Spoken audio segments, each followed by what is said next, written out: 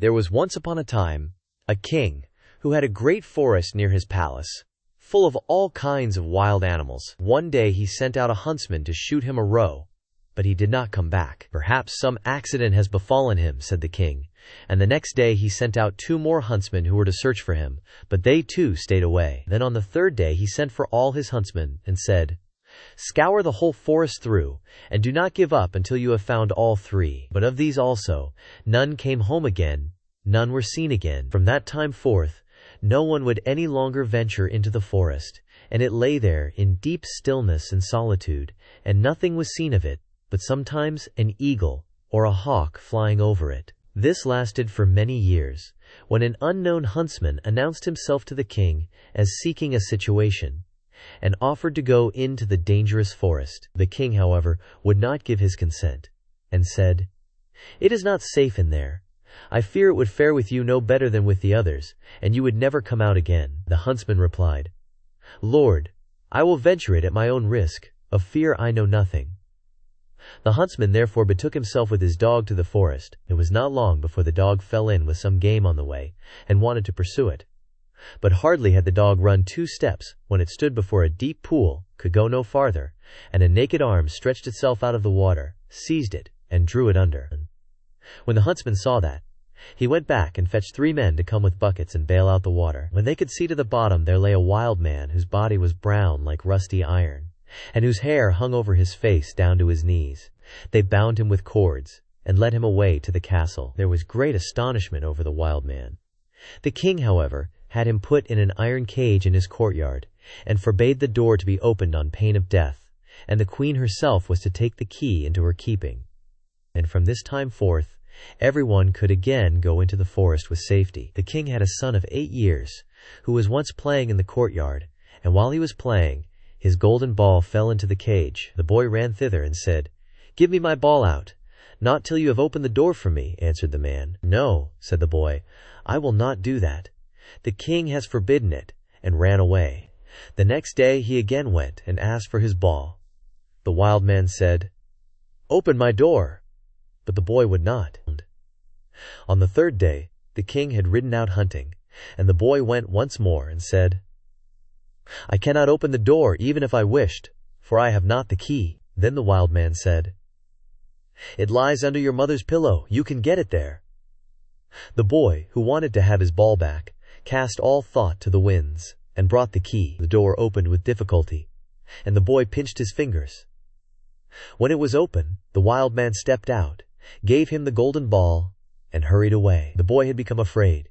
He called and cried after him, "O wild man, do not go away, or I shall be beaten." The wild man turned back, took him up, set him on his shoulder, and went with hasty steps into the forest. When the king came home, he observed the empty cage, and asked the queen how that had happened. She knew nothing about it, and sought the key, but it was gone. She called the boy, but no one answered. The king sent out people to seek for him in the fields, but they did not find him. Then he could easily guess what had happened, and much grief reigned in the royal court. When the wild man had once more reached the dark forest, he took the boy down from his shoulder, and said to him, "You will never see your father and mother again, but I will keep you with me, for you have set me free, and I have compassion on you. If you do all I bid you, you shall fare well. Of treasure and gold have I enough, and more than anyone in the world." He made a bed of moss for the boy on which he slept, and the next morning the man took him to a well and said, "Behold, the gold well is as bright and clear as crystal. You shall sit beside it, and take care that nothing falls into it, or it will be polluted. I will come every evening to see if you have obeyed my order." The boy placed himself by the brink of the well, and often saw a golden fish or a golden snake show itself therein, and took care that nothing fell in. As he was thus sitting, his finger hurt him so violently that he involuntarily put it in the water. He drew it quickly out again, but saw that it was quite gilded, and whatsoever pains he took to wash the gold off again, all was to no purpose. In the evening, Iron Hans came back, looked at the boy, and said, "What has happened to the well?" "Nothing, nothing," he answered, and held his finger behind his back, that the man might not see it. But he said, "You have dipped your finger into the water. This time it may pass. But take care you do not again let anything go in." By daybreak the boy was already sitting by the well and watching it. His finger hurt him again, and he passed it over his head, and then unhappily a hair fell down into the well. He took it quickly out, but it was already quite gilded. Iron Hands came, and already knew what had happened. "You have let a hair fall into the well," said he.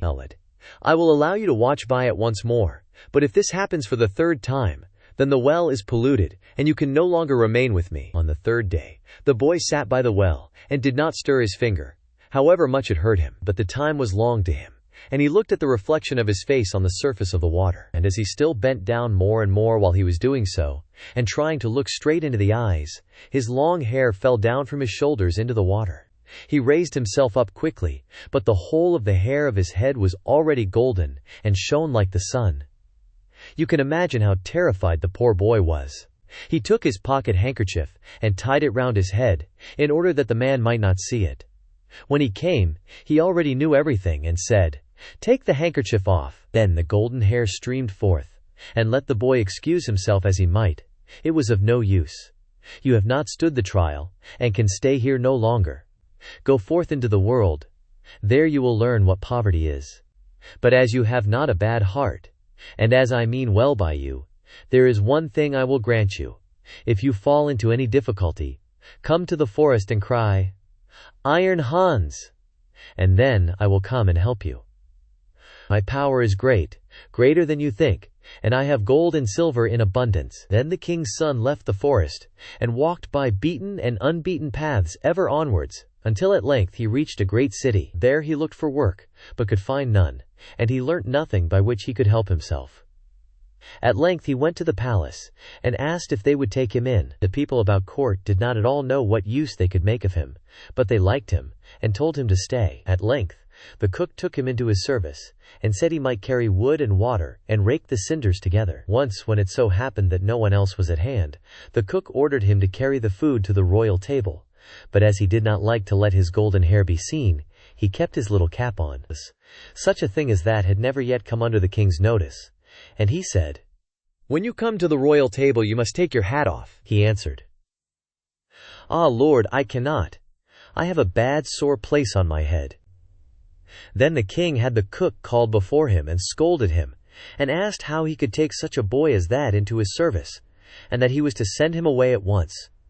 The cook, however, had pity on him, and exchanged him for the gardener's boy.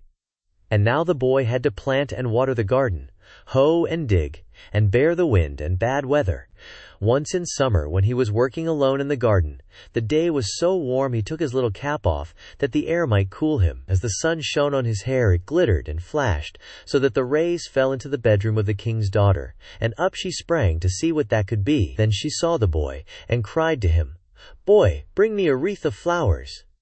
He put his cap on with all haste, and gathered wild field flowers and bound them together. When he was ascending the stairs with them, the gardener met him, and said, "How can you take the king's daughter a garland of such common flowers? Go quickly, and get another, and seek out the prettiest and rarest." "Oh no," replied the boy, "the wild ones have more scent, and will please her better." And when he got into the room, the king's daughter said, "Take your cap off. It is not seemly to keep it on in my presence." He again said, "I may not. I have a sore head." She, however, caught at his cap, and pulled it off. And then his golden hair rolled down on his shoulders, and it was splendid to behold. He wanted to run out, but she held him by the arm, and gave him a handful of ducats. With these he departed, but he cared nothing for the gold pieces. He took them to the gardener, and said, "I present them to your children. They can play with them." The following day, the king's daughter again called to him that he was to bring her a wreath of field flowers, and then he went in with it. She instantly snatched at his cap, and wanted to take it away from him, but he held it fast with both hands. She again gave him a handful of ducats, but he would not keep them, and gave them to the gardener for playthings for his children. On the third day things went just the same. She could not get his cap away from him, and he would not have her money. Not long afterwards, the country was overrun by war. The king gathered together his people, and did not know whether or not he could offer any opposition to the enemy, who was superior in strength and had a mighty army. Then said the gardener's boy, "I am grown up, and will go to the wars also. Only give me a horse." The others laughed, and said, "Seek one for yourself when we are gone. We will leave one behind us in the stable for you." When they had gone forth, he went into the stable, and led the horse out. It was lame of one foot, and limped hobblety-jib, hobblety-jib. Nevertheless he mounted it, and rode away to the dark forest. When he came to the outskirts he called, "Iron Hands!" 3 times so loudly that it echoed through the trees. Thereupon the wild man appeared immediately and said, "What do you desire?" "I want a strong steed, for I am going to the wars." "That you shall have, and still more than you ask for." Then the wild man went back into the forest, and it was not long before a stable boy came out of it, who led a horse that snorted with its nostrils, and could hardly be restrained. And behind them followed a great troop of warriors entirely equipped in iron, and their swords flashed in the sun. The youth made over his 3-legged horse to the stable boy, mounted the other, and rode at the head of the soldiers. When he got near the battlefield, a great part of the king's men had already fallen, and little was wanting to make the rest give way. Then the youth galloped thither with his iron soldiers, broke like a hurricane over the enemy, and beat down all who opposed him. They began to flee, but the youth pursued, and never stopped, until there was not a single man left. Instead of returning to the king, however, he conducted his troop by byways back to the forest, and called forth Iron Hans. "What do you desire?" asked the wild man. "Take back your horse and your troops, and give me my 3-legged horse again." All that he asked was done, and soon he was riding on his 3-legged horse. When the king returned to his palace, his daughter went to meet him, and wished him joy of his victory. "I am not the one who carried away the victory," said he, "but a strange knight, who came to my assistance with his soldiers." The daughter wanted to hear who the strange knight was, but the king did not know, and said, "He followed the enemy, and I did not see him again." She inquired of the gardener where his boy was, but he smiled and said, "He has just come home on his 3-legged horse, and the others have been mocking him and crying, 'Here comes our hobblety-jib back again.'" They asked, too, "Under what hedge have you been lying sleeping all the time?" So he said, "I did the best of all, and it would have gone badly without me." And then he was still more ridiculed. The king said to his daughter, "I will proclaim a great feast that shall last for 3 days, and you shall throw a golden apple. Perhaps the unknown man will show himself." When the feast was announced, the youth went out to the forest, and called Iron Hans. "What do you desire?" asked he. "That I may catch the king's daughter's golden apple." "It is as safe as if you had it already," said Iron Hans. "You shall likewise have a suit of red armor for the occasion, and ride on a spirited chestnut horse." When the day came, the youth galloped to the spot, took his place amongst the knights, and was recognized by no one. The king's daughter came forward, and threw a golden apple to the knights, but none of them caught it, but he. Only as soon as he had it, he galloped away. On the second day, Iron Hans equipped him as a white knight, and gave him a white horse. Again he was the only one who caught the apple, and he did not linger an instant, but galloped off with it. The king grew angry, and said, "That is not allowed. He must appear before me and tell his name." He gave the order that if the knight who caught the apple should go away again, they should pursue him, and if he would not come back willingly, they were to cut him down and stab him. On the third day, he received from Iron Hands a suit of black armor and a black horse, and again he caught the apple. Now when he was riding off with it, the king's attendants pursued him, and one of them got so near him that he wounded the youth's leg with the point of his sword. The youth nevertheless escaped from them, but his horse leapt so violently that the helmet fell from the youth's head, and they could see that he had golden hair. They rode back, and announced this to the king. The following day the king's daughter asked the gardener about his boy. "He is at work in the garden. The queer creature has been at the festival too, and only came home yesterday evening. He has likewise shown my children 3 golden apples which he has won." The king had him summoned into his presence, and he came, and again had his little cap on his head. But the king's daughter went up to him, and took it off, and then his golden hair fell down over his shoulders, and he was so handsome that all were amazed. "Are you the knight who came every day to the festival, always in different colors, and who caught the 3 golden apples?" asked the king. "Yes," answered he, "and here the apples are." And he took them out of his pocket, and returned them to the king. "If you desire further proof, you may see the wound which your people gave me when they followed me. But I am likewise the knight who helped you to your victory over your enemies.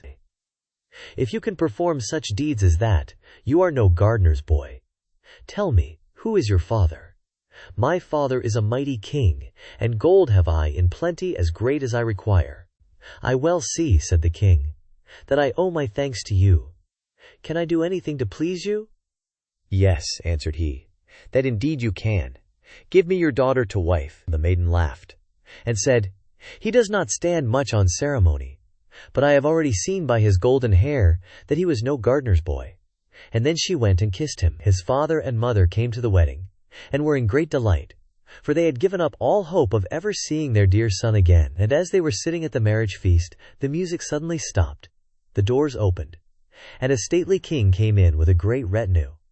He went up to the youth, embraced him, and said, "I am Iron Hans, and was by enchantment a wild man. But you have set me free. All the treasures which I possess shall be your property."